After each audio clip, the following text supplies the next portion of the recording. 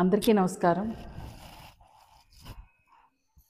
Telugu Desam party ఉత్తరాంధ్రలో ఉన్నటువంటి మా ప్రజలకు ఎంతో అభిమానిస్తూ ఉత్తరాంధ్ర సంబంధించినటువంటి నాయకులకు దేశంలోనే అత్యున్నతమైనటువంటి పదవుల్లో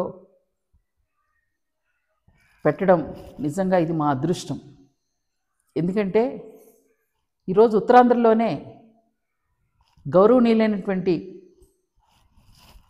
మాజీ ఎంపీ అశోక్ గజపతి రాజు గారిని కేంద్ర ప్రభుత్వం నరేంద్ర మోడీ గారు గుర్తించి చంద్రబాబు నాయుడు గారి యొక్క సహకారంతో గోవా గవర్నర్గా నియమించడం, నిన్న వారు ప్రమాణ స్వీకారం చేయడం, ఇది మా ఆంధ్ర రాష్ట్ర ప్రజలందరికీ కూడా గర్వకారణం. ఉత్తరాంధ్ర అని ఎందుకు చెప్తున్నామంటే, కేంద్ర మంత్రిగా రామ్మోహన్ నాయుడు గారిని నియమించడం కూడా అది మా ఉత్తరాంధ్ర ప్రజలకి చాలా గర్వకారణం. అంతేకాకుండా కలిసెట్టి అప్పలనాయుడు గారు కానీ ఎంపీగా, ఇక ఉత్తరాంధ్ర అభివృద్ధి కోసం చంద్రబాబు నాయుడు గారు, లోకేష్ బాబు గారు చేస్తున్నటువంటి కృషి చెప్పుకోదగ్గది. భోగాపురం ఎయిర్పోర్ట్ కానీ, పరిశ్రమలు ఏదైతే శ్రీకాకుళం నుండి కూడా పరిశ్రమలు పెట్టాలని, ముఖ్యంగా విశాఖలో స్టీల్ ప్లాంట్ ఏదైతే అక్కడ ఉన్నటువంటి సమస్యల్ని పరిష్కరించే దిశలో కానీ, కొత్తగా ప్రాజెక్టులు తెచ్చేదానికి కానీ, ఐటీ సజ్జలు రావడానికి కానీ గతంలో ప్రధానమంత్రి గారే స్వయంగా వచ్చి ఇక్కడ ఎన్నో పరిశ్రమలకి శంకుస్థాపన చేసిన విధానం కానీ, ఇవన్నీ చూస్తే ఆంధ్ర రాష్ట్రంలో ఉత్తరాంధ్రని ఆర్థిక రాజధానిగా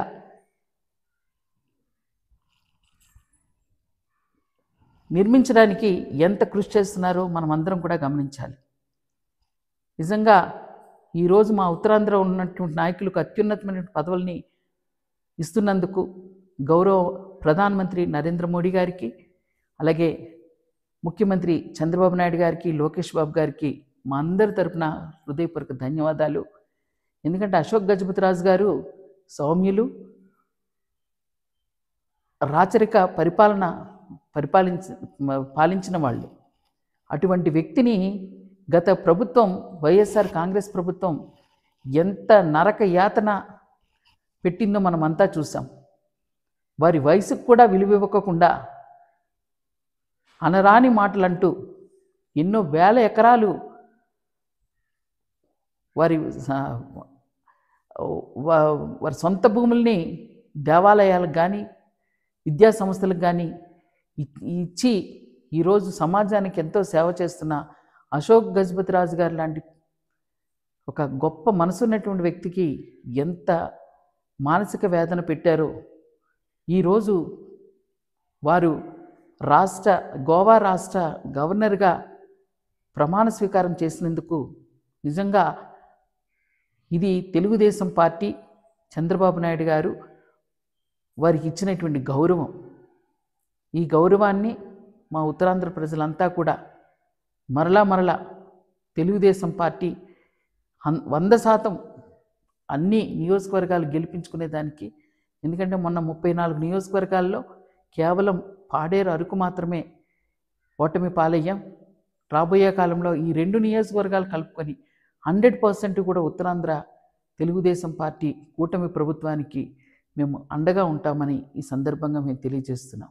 మరొక్కసారి ప్రధానమంత్రి వారికి, ముఖ్యమంత్రి చంద్రబాబు నాయుడు గారికి, లోకేష్ బాబు గారికి మా ఉత్తరాంధ్ర ప్రాంతాల అభివృద్ధే కాదు, మా ప్రాంతాల సంక్షేమం కోసం కృషి చేస్తూ మా ప్రాంత నాయకులకు అత్యున్నతమైనటువంటి పదవుల్లో ఇస్తున్నందుకు కూటమి ప్రభుత్వ పెద్దలు